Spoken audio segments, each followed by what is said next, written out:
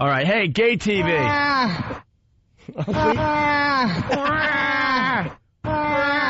That's Bob Kelly.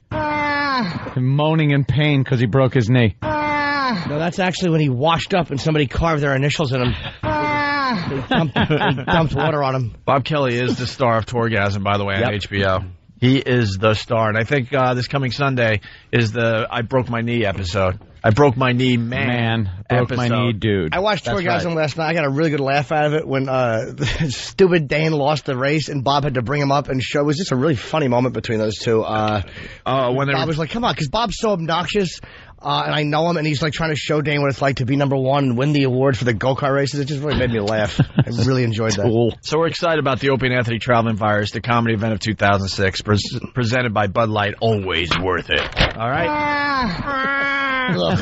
We're running out of show. The first half of the show is almost over here. We got to talk about logo. What's this about, Anthony? Logo! I was flipping through the channels, and I noticed the GLAAD Media Awards was on. You ever see that? It's the gay, lesbian, I don't know what the rest of it is. GLAAD. What is it? Gay and Lesbian Anti-Defamation League. Oh, is it? Anti-defamation. What's the other? Gay and lesbian. No, gay and lesbian. What is the other A from? Because it's GLAAD.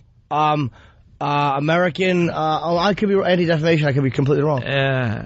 Wait, gay, lesbian. Gay, lesbian. Gay, lesbian. Anti-defamation. No. Just put it to gay, lesbian.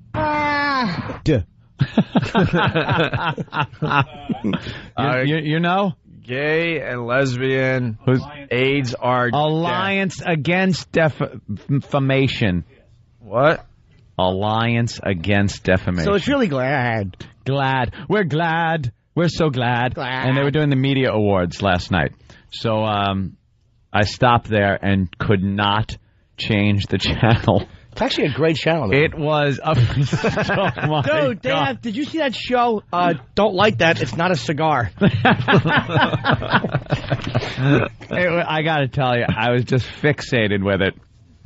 It was a whole thing of, empowerment and gay pride and everything, and that's fine and dandy. I really have no problem with that. They brought up a bunch of gay people presenting to straight people who have, during the course of their career, kind of shown gay people as equals, which is great. They brought Charlize Theron onto the stage. And you couldn't have seen a more bored crowd of men. Really? Oh, that was the fun of watching this whole thing. It was an audience full of the best dressed, best hair guys all sitting there. Some of them holding each other's hands. And then you'd have Charlize Theron walks up in this little gown and just looking hot. And stands by the mic, and these guys are boring. They're just snap it up, bitch. Boring. Come on, bitch. Boring. Get the speech over with. Care. Okay, terrific. Care. Boring. Exactly. Boring. Boring. And one of the straight guys in the audience. You will keep your hands off of my mule. Yeah, he was just a seat warmer. That's who they should have sent out to do comedy. It should have been Bob Kelly in a pair of assless chaps with an open leather vest.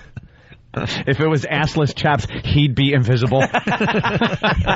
That's right, stupid. We're calling you an ass. A total ass. So I was watching that, and wow, there are some very, very gay people getting up, accepting awards and everything. And it's been, I guess, a whole gay weekend with Gay Pride. We had the Gay Pride parade here in New York City. The award kind of looks like a Black Power thing because it's like a nice award with a fist on it. I was saying empowering themselves. You don't have to tie up your hands holding it when you carry it out. Of course you don't. Hey, how do I get this thing out of here? Oh, I see. God. That'll work. So I noticed during the commercials on Logo, this was on Logo, which is on Cablevision, I know Cablevision carries it. I don't know if Time Warner does, but they carry Logo. It's the gay channel. It's the gay channel. Oh my God! Yes, Homer. It's an entire channel of nothing. No, nothing but gay programming. Don't worry. It's okay. Homer. P.S. I am gay. 3 simple words. I am gay. I wish I knew how to quit you. Yeah, really good shows, man. So I was seeing some of the advertisements, the promos for new programming, and then there's a whole movie thing that they do.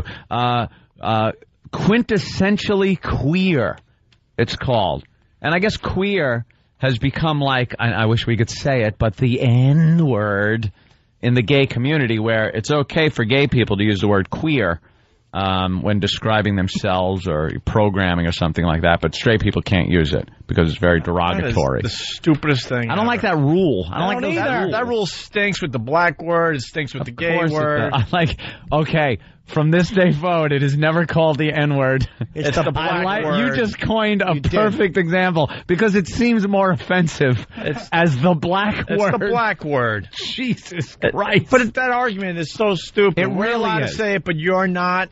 Yeah. No, it's the other way. Everyone should be allowed to say whatever the hell they want. Of course. It's freedom of speech. That's what it is. Unfortunately for some people, freedom of speech includes the freedom for other people to offend you with their words or ideology or whatever. And that's what it is. There's this thing in this country with freedom of speech. Again, if it's not pleasant and uplifting, it is not considered defensible. But that isn't what freedom of speech has ever been about. Well, of course. It's always been about the reason you need it.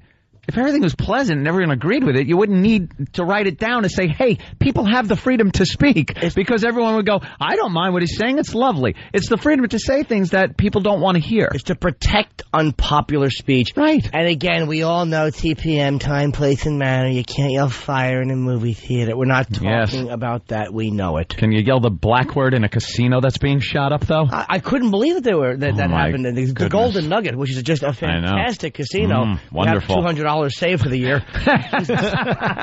Almighty, you should be shot just for staying there.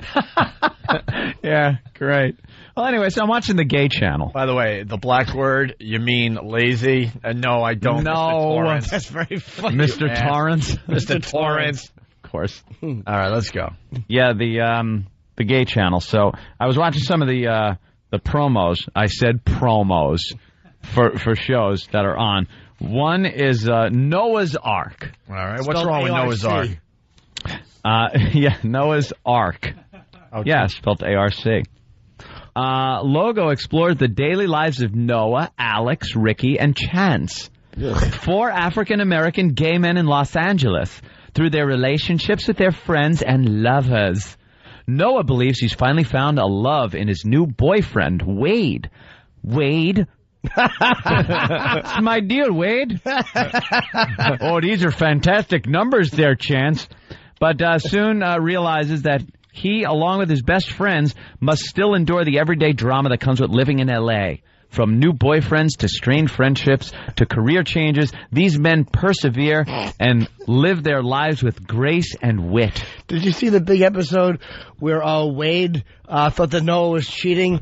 And the big line was, I'm not cheating. That's tapioca on my face.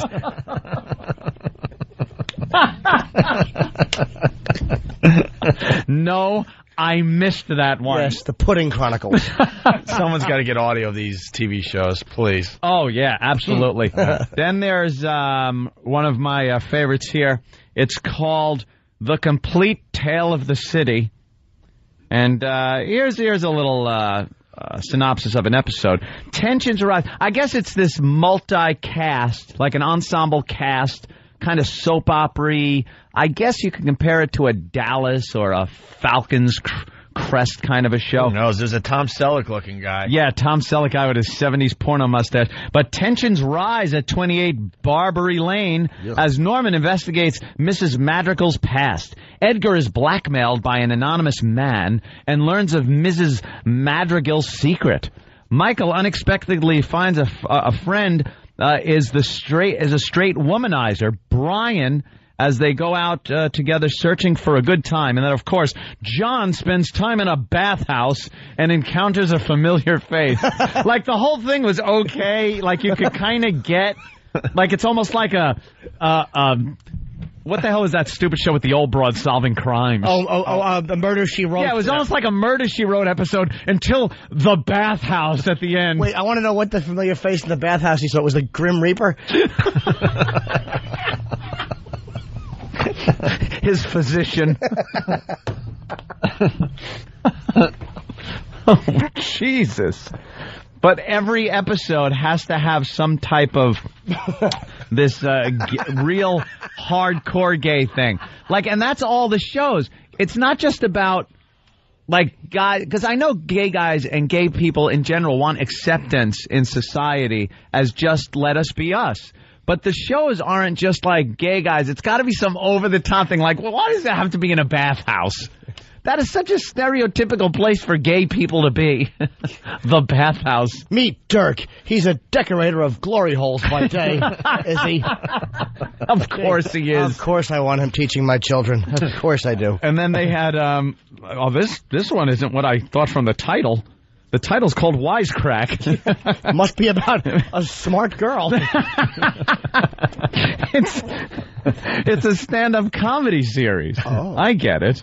Featuring the best of comics, Judy Gold, Alec Mappa, Mappa Hawaii on his back. No? Well, yeah, and a bunch of, I guess, gay comics. Open Bar. New series follows one man's personal decision to come out as gay to his family and friends, told against the backdrop of his work to open a new gay bar in West Hollywood. Good luck. Jesus. From the groundbreaking to the grand opening to the opening of the bar. See? Grand opening. Anyway, Open Bar tracks the entrepreneurial owner as he balances his new profession, personal and professional endeavors. It's like Cheers for gay people. Right. Of course. I think we're going to have to continue. They push in your stool as a courtesy. Yeah, they certainly do. We're running out of time here, unfortunately. And the programming that I noticed was all, and this is real, like Xena Warrior Princess, which is very lesbian-friendly things. A lot of gay themed shows that weren't supposed to be gay but just come off as gay. And then movies. They have a whole series on movies that gay people enjoy, not even gay movies. Oh. Like, did you know they like Barbarella? Really? Yeah. They like anything with Streisand in it and things like that, but not necessarily gay movies. Learned a lot about the gays through Logo over the weekend. We'll have more on the fine new gay and lesbian TV network Logo. Certainly in the coming weeks. We got to get some audio of. In the what weeks? What? In the coming weeks. Gotcha. Gotcha.